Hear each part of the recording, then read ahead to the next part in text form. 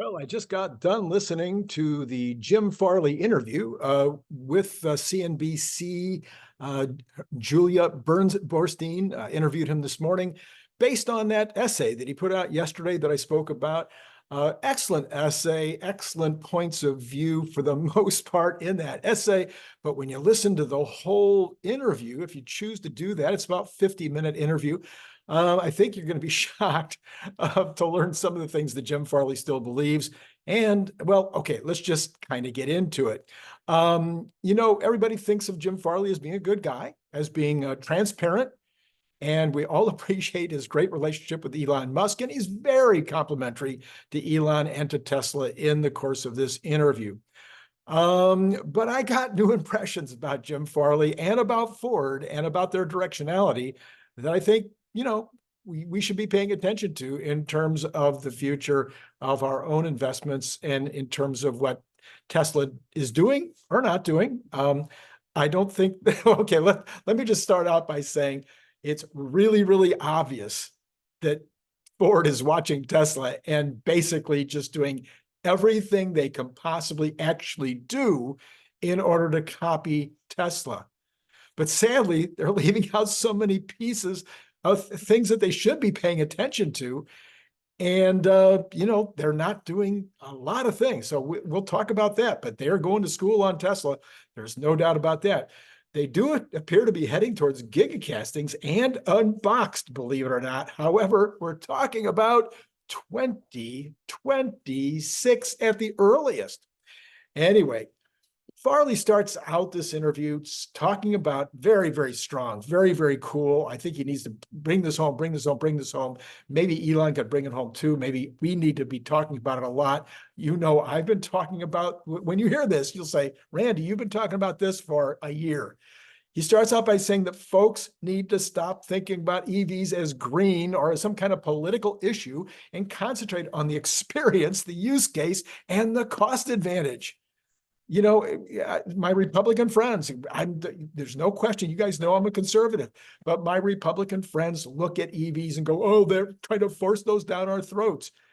I don't know. Most of the early people that I know that bought EVs were Republicans. They were conservative and they bought them because they're fun and because they're exciting and because they're better and because everything about them is futuristic and amazing. And you guys already know that. But there's so many folks out there. You even listen to Trump talking and other Republicans on the stump talking about EVs in ways that are negative. I'm just telling you, those folks have just never been in one, taken a drive. Now, Trump has just recently changed and said that he likes Elon and he likes EVs. He's still knocking the whole future electrical thing, but he has at least made that one comment that he thinks EVs are great. So if this is where Farley starts, appreciate him talking about it this way. It is not a political issue. It should be 100% about the experience, about your cost of ownership, about the whether it's a quality product or not, whether it takes care of your use cases, et cetera, et cetera. That's what we should be thinking about when we make a purchase.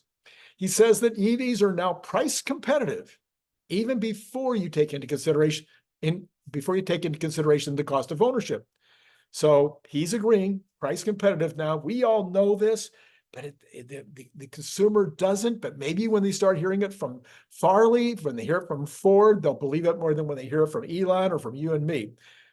Price competitive, better cars. He never talks about safety. Interestingly, never comes up in the entire almost 2 hours, never talks about the safety. He does talk about battery safety in terms of the new chemistries and how much safer they are, et cetera, in terms of fires, like that matters. But anyway, let's go on. He says, okay, there's some of the things here. You're just going to be surprised. He says, I say that Ford is at least 3 years behind Tesla right now, at least 3 years behind Tesla. And I think he knows it.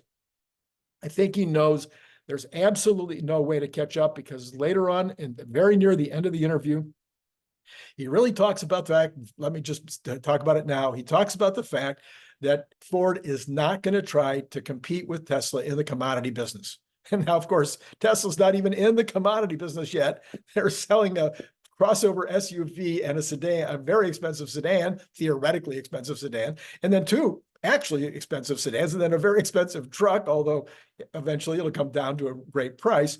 But he says no. He says they are going to really try to do their electrification in the commercial space, where he says they dominate in electric right now, but they also dominate overall. And they're going to be working on things like vans and things that he says Tesla probably will never do. And I agree. I think that's the smart move. So good for Jim Farley on that one. He says autonomy for them. This is the part that you just have, okay. Try to take this in. He thinks that autonomy for Ford is a sunny day in America on a highway.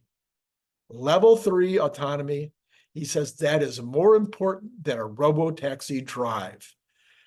So this is where I think he's really going to be in trouble, but I also think this is where he's going to eventually have to buy FSD from Tesla, one way or the other. They are not.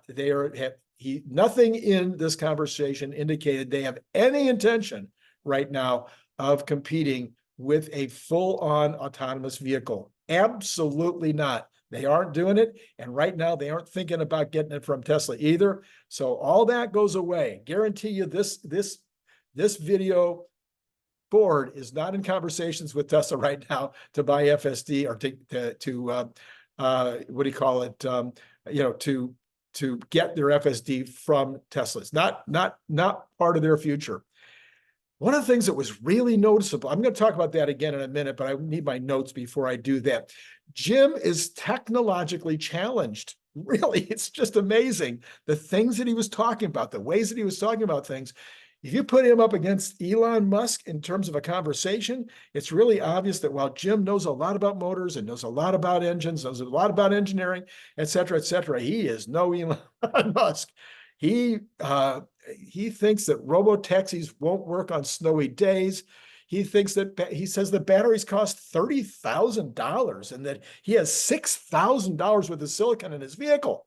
Well, if he's got $30,000 worth of battery and $8,000 worth of silicon, he's got $38,000 in just silicon and batteries. How can he have any money left over for leather or leatherette or steel or anyway? Unbelievable. So it was hard to take him seriously when it came to the details of any aspects of this.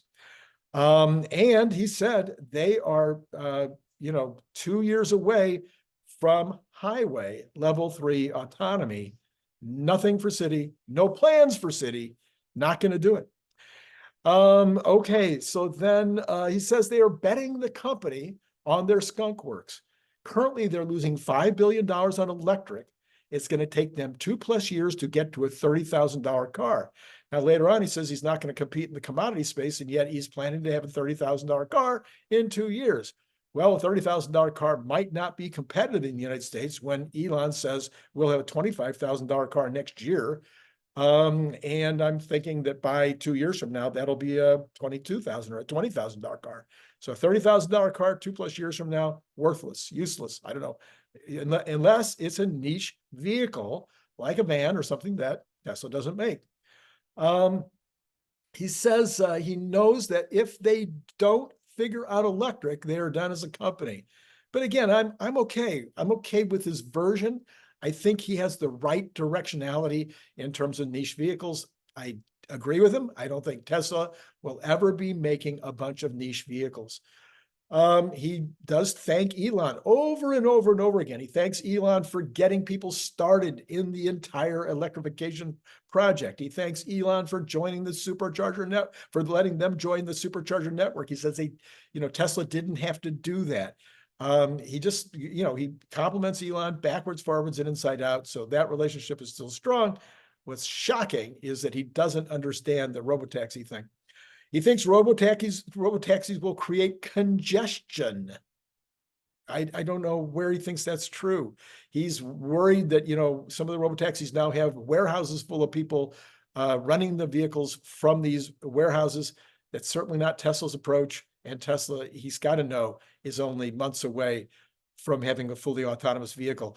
If you're, you and I know, if you're driving your FSD or you have a friend that you're able to go out and ride in FSD, you know that it's so close. What is the business case? He can't see the business case for removing the driver. He can't see, I'm going to repeat this. He can't see the business case for removing the driver. Let me know in the comments below how brain dead a person has to be to say they can't see the business case for removing the driver. Okay. Yeah. He's worried about regulators, but we already have Waymo in 3 cities with completely autonomous cars. Yes, they probably have somebody in a warehouse someplace ready to back that car up if it gets into trouble, but that's he doesn't see the business case, he sees the problems with regulators, he sees trouble with not operating in snow. Whew. Anyway, he isn't even gonna try. Basically, that's what he said. Not gonna do it. Just not gonna do it. He says that they have a lot of emphasis on powering your house during outages. He talked about this over and over again as being a special part of what Ford is really working on. He says, you know, with their power systems on their various vehicles that you can, you know, plug it back into your house. Talked about, you know, people in Texas and Florida and California being able to power their houses during outages. One of the things that's happening right now is that Tesla's eliminating outages. This is not going to be a good selling point in about 3 years. By the time he's got enough cars on the road, there's not going to be any outages anymore. Texas didn't have any outages last summer. My guess is that they might not have any this year. Anyway, he says but his reverse flow, his ability to power homes, his ability to maybe create arbitrage with utilities. He says that they are working hard as they can, but the utilities are not interested. Wow, what a statement from Ford, making that out loud, that noise. Okay, that's great. Like that he's making that noise. Of course, one of the things that's funny is he never mentions that the Cybertruck, of course, does have the ability to plug back into the house. He talks about using the vehicles as a power source on the work site. Doesn't mention that of course, he's not alone in that one. Talks about hybrids. So much talk in his conversation. He's talking about hybrids are worth the extra $2,000 is his plea. Why do I want that extra complexity? Why do I want that extra potential breakdown? Why do I want that extra weight? I mean, just unbelievable. He goes on and on about the capabilities of hybrids and why they have a place in the current picture.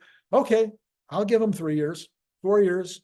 Yeah, maybe they do have a transitional place as we move from full battery. I mean, from ICE vehicles to battery, and maybe there's a reason in the meantime. Not sure what it is, but there you go. He talks about hybrids a lot. Because why? Because that's what he can sell right now. That's what he's selling a lot of, and he is making money on them. Okay.